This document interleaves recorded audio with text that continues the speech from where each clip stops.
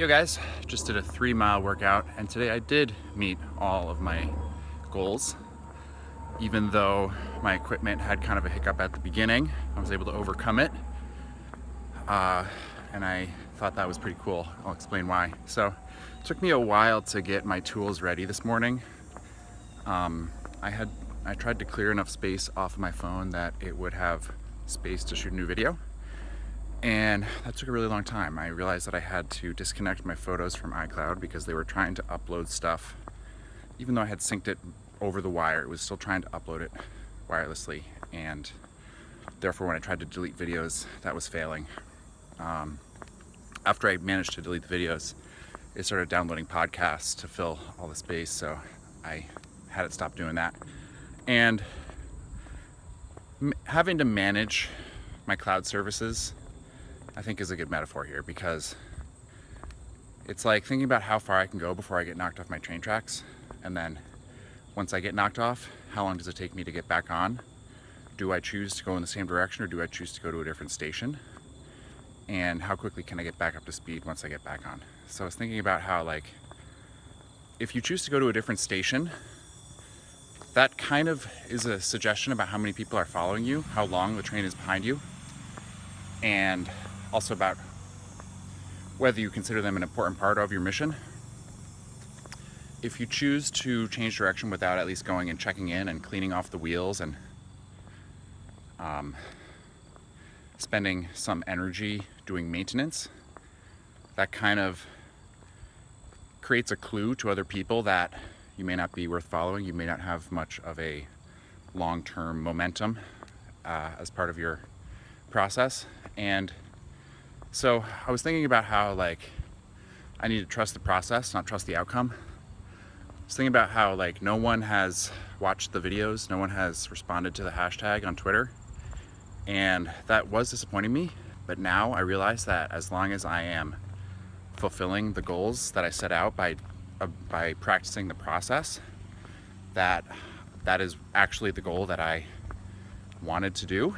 And getting views and getting responses, getting suggestions isn't really part of the goals that I had set. If it was, that would be okay, but it wasn't. And the reason it wasn't was because I knew intuitively that the only thing I can control is my own attempts to practice the process. So if I kind of am able to let go of some of the ego that goes along with getting views, then that seems like it will strengthen me. And so I was thinking it would be nice to be able to turn off the counter that shows me how many views I get. So I looked around, but intuitively I know that Google is not a culture that can understand that. And I feel tension in saying that, which means there's probably something below it that will be more accurate and more helpful. But I kind of I still feel enough tension. I want to say it in the shocking way that, like, Google's culture is basically believing in a singular authority. They don't believe in allowing room for debate. That's why they never randomize their results. When they give you the first page of results, they give everyone the same results. I mean, based on, they do personalize it, but if you're not logged in, they don't randomize the results, and they don't believe in room for debate. When they give you their headline answer, they don't give you two answers, they give you one. And that's what opens them up to make egregious mistakes, like when you Google the word women and it says women are horrible, or whatever it said. It didn't say horrible, it said, like, manipulative or something. It was pretty disgusting. And I don't believe that their culture can really change. I'm open to seeing whether that's possible, but to me it seems like corporate cultures don't really change. And so you have to hitch your wagon to a train that is going in a process-oriented direction. Not outcome-oriented, but process-oriented. And I know that iCloud is going to take a long time before it functions properly. I know how to use it in a way that doesn't jostle it too much, so I can hope to get pretty close to the results that I need. And that's the reason why I didn't turn it up for today. I didn't want to jostle it and give it another chance to fail. But today I got to the point where I needed to, and it was like doing my chores, doing the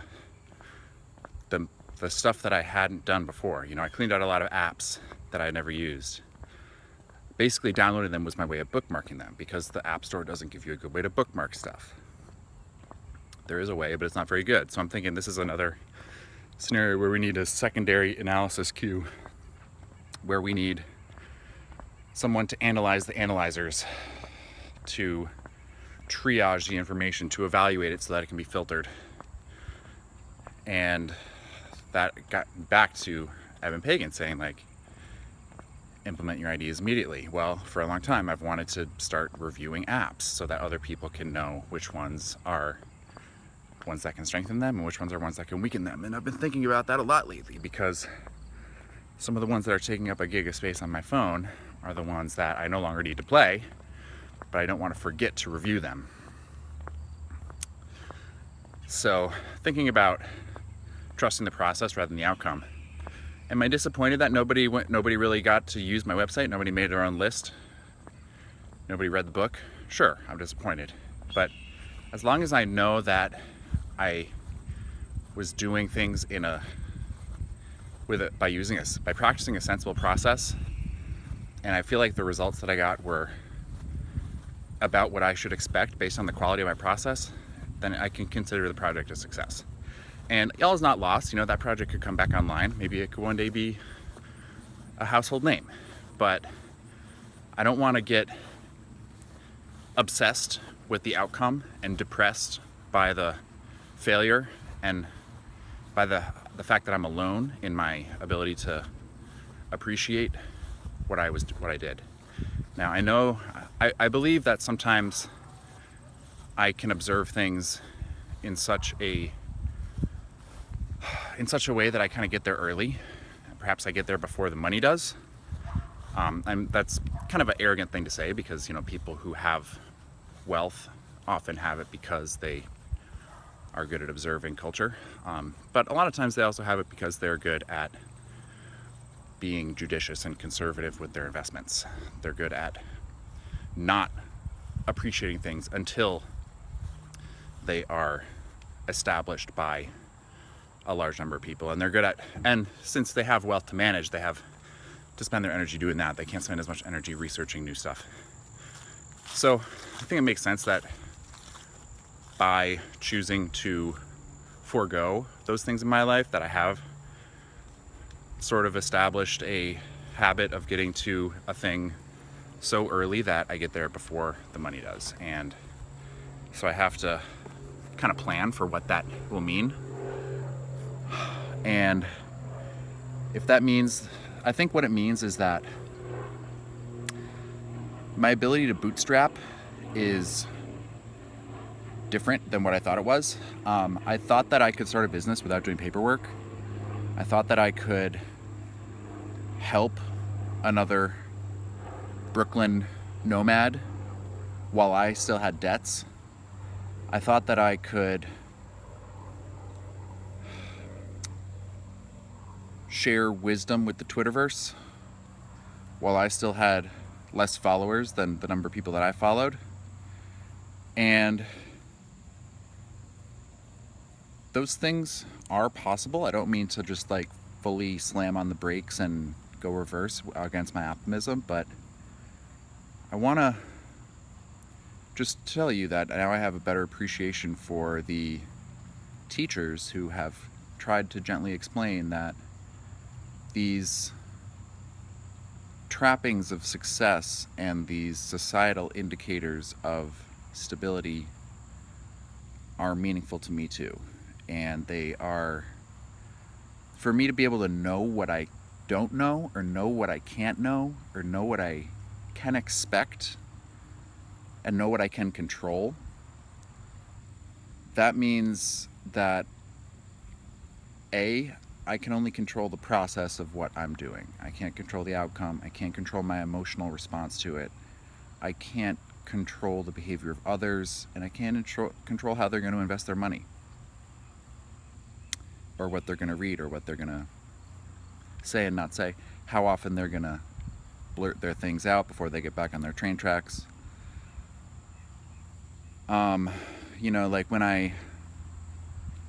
When I moved in with my parents, I said, hey guys, just so you know, I would like it if we could do a low carb thing. I'm not going to bug you about it again. I just wanted to let you know once that I would like that. And so my dad said, okay, well, let me know what groceries you would like, and I'll get you those groceries when I go grocery shopping. Just add them to the list, follow this process that I have established, and then I will get you the groceries. And so I mentioned to my mom, I was like, well, part of this diet is getting the high carb food out of the house so that all you have is healthy food. And I purposely didn't say it to my dad, but he overheard and he was like, that's silly. You don't blame the food for your behavior.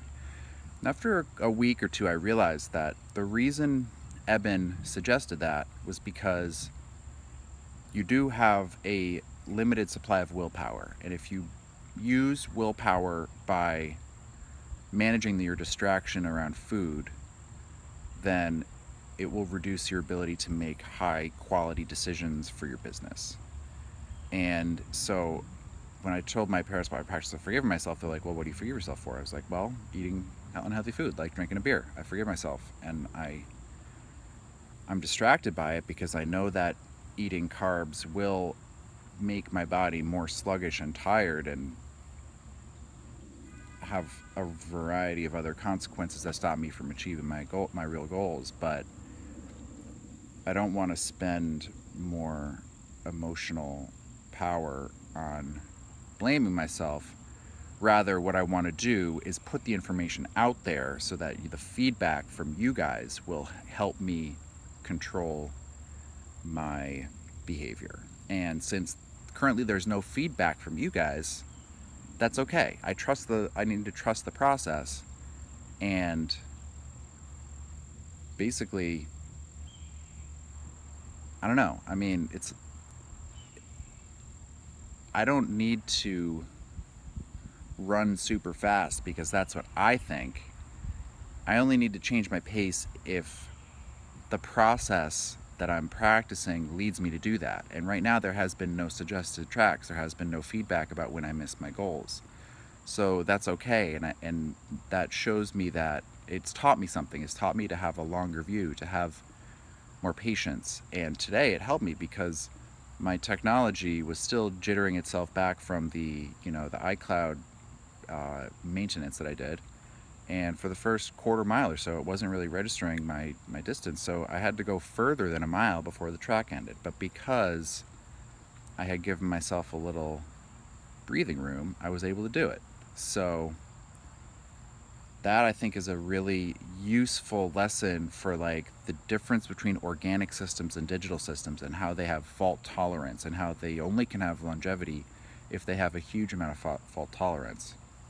And that's why we get distracted, because we are not digital systems. We need to be able to wake up and run away from the saber-toothed tiger. So thank you so much for coming to my channel. Today was day 12. We're almost at the 2-week mark. I'll just give you one more tidbit and kind of wrap in an app review. So there's an app called 10% Happier. That is what I've been using to meditate every day before I run. And yesterday was the last session of the free introduction. So today I was like, okay, how am I going to do this? So what I did was I went back to the beginning and I revisited the first lesson in the meditation sequence. So I think I'm really excited about my solution to that problem. And the app, I can tremendously give a wholehearted review to it. I haven't bought the paid side of it yet, but it seems like something that I would like to buy when I can afford it. So I will check back in with you guys later today or tomorrow, and I'll try not to make my next decision until I have completed the 3 chores that I set out for myself during my fireside chat. Thank you.